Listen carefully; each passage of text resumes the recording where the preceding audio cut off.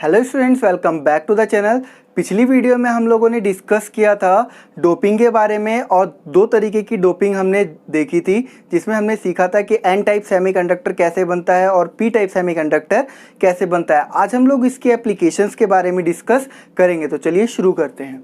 देखिए, एप्लीकेशन की अगर मैं बात करूं तो एन टाइप और पी टाइप सेमीकंडक्टर की क्या क्या होती है। एप्लीकेशन का मतलब है कि ये कहाँ कहाँ यूज़ किए जाते हैं एन टाइप और पी टाइप के सेमीकंडक्टर। तो सबसे पहले फॉर मेकिंग इलेक्ट्रॉनिक कंपोनेंट्स, जैसा कि मैंने आपको बताया था कि सेमीकंडक्टर की बहुत ही महत्वपूर्ण भूमिका होती है कोई भी इलेक्ट्रॉनिक कंपोनेंट बनाने के लिए। जैसा कि मैंने आपको एक क्वेश्चन भी पूछा था कि सिलिकॉन वैली कहाँ पर है, ठीक है। तो सिलिकॉन का यूज़ सबसे ज़्यादा होता है और इलेक्ट्रॉनिक कंपोनेंट चाहे मोबाइल हो, चाहे घड़ी हो, चाहे आपका कोई भी डिवाइस हो, हर जगह इसका कहीं ना कहीं पे इस्तेमाल तो होता ही है।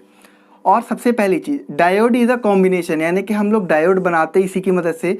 Diode is a combination of N type and P type semiconductor. Diode हम लोग एन टाइप और पी टाइप सेमीकंडक्टर को आपस में मिलाकर बनाते हैं। और इसका इस्तेमाल कहाँ किया जाता है? इसका इस्तेमाल एज अ रेक्टिफायर किया जाता है।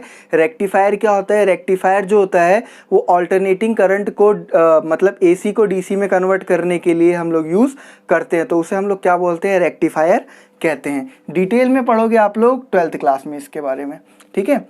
नेक्स्ट पॉइंट है हमारा इन मेकिंग ट्रांजिस्टर। इसका इस्तेमाल ट्रांजिस्टर बनाने में भी किया जाता है, ठीक है। ट्रांजिस्टर क्या होते हैं? हमारे दो तरीके के ट्रांजिस्टर होते हैं। ट्रांजिस्टर का पहले काम देख लो क्या होता है। डिटेक्ट और एम्पलीफाई रेडियो और ऑडियो सिग्नल, यानी कि ऑडियो और जो रेडियो सिग्नल होते हैं उनको डिटेक्ट भी करने का काम करता है और उसको एम्पलीफाई करने का भी काम करता है। साथ में कंबाइन हो जाता है उसके, और कंबाइन होने की वजह से क्या कर देता है? एम्पलीफाई कर देता है, क्योंकि बहुत दूर तक आवाज़ जो है वो नहीं जा पाती। मान लो क्योंकि रेडियो के सिग्नल कहाँ से आते हैं? सैटेलाइट से आते हैं, और सैटेलाइट से सिग्नल आने के लिए वहाँ पर हमें ट्रांजिस्टर की बहुत ज़रूरत पड़ती है, क्योंकि हमें क्या करना पड़ता है? सिग्नल को एम्पलीफाई करना पड़ता है। समझे? देखो, अब यहाँ पे दो तरीके के ट्रांजिस्टर की बात करी, एनपीएन और पीएनपी। कैसे फॉर्म होता है, इसकी फॉर्मेशन क्या है, उसको तो 12th क्लास में पढ़ोगे, लेकिन अभी समझा देता हूँ थोड़ा सा कि होता क्या है। एनपीएन कैसे बनता है? हम लोग क्या करते हैं, एक एन वाला सेमीकंडक्टर ऊपर रखते हैं एन टाइप का, फिर पी टाइप का, फिर एन टाइप का। तो इन तीनों के कॉम्बिनेशन से एनपीएन बनता है।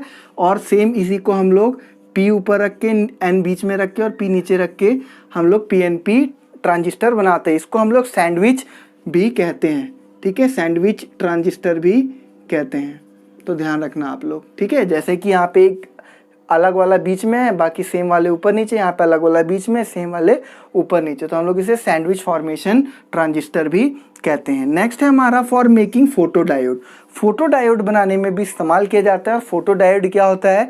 फोटो डायोड हमारा, फोटो का मतलब होता है लाइट, यानी कि ये क्या करता है? लाइट एनर्जी को इलेक्ट्रिकल एनर्जी में कन्वर्ट करने का काम करता है, जो कि हमारे सोलर पैनल वगैरह में इस्तेमाल किए जाते हैं फोटो डायोड्स, ठीक है।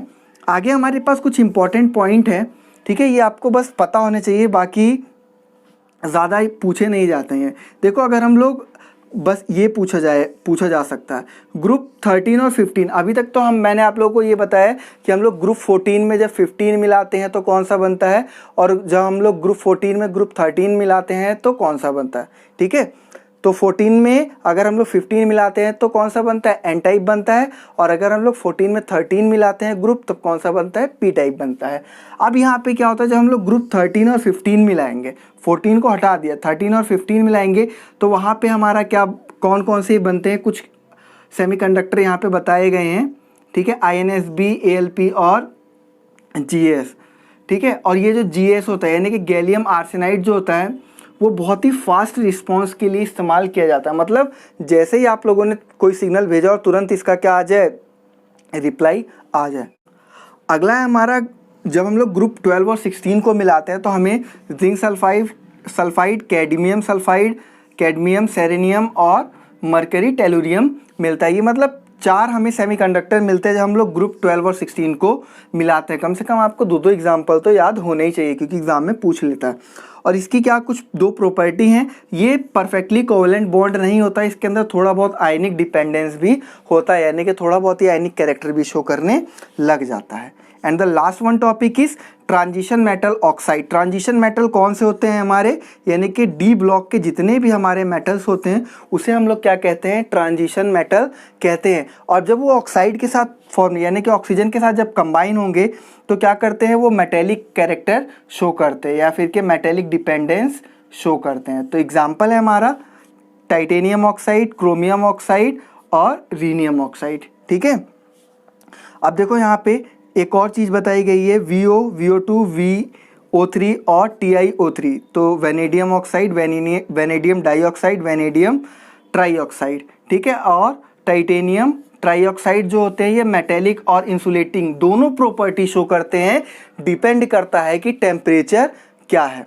ठीक है, अब इतना डिटेल में हमें नहीं पढ़ना है कि कितना टेम्परेचर पे वो मेटेलिक कैरेक्टर शो करेगा, कितने पे हमारा इंसुलेटिंग कैरेक्टर शो करेगा। बस हमें इतना ही जानना था कि ये मेटेलिक और इंसुलेटिंग कैरेक्टर दोनों के दोनों शो करते हैं। और अगर आप लोग चैनल पे नए हो तो प्लीज़ चैनल को सब्सक्राइब कर देना ताकि आने वाले वीडियोज़ की नोटिफिकेशन आप तक आती रहे। और अगर आप लोगों ने पिछली वीडियोज़ नहीं देखी तो आप लोग प्लेलिस्ट जाके चेक कर सकते हो। और अगर वीडियो अच्छी लगी तो वीडियो को लाइक कर देना और अपने फ्रेंड के साथ शेयर भी जरूर कर देना और अपना बिल्कुल ध्यान रखना और अच्छे से पढ़ाई करना। Thank you.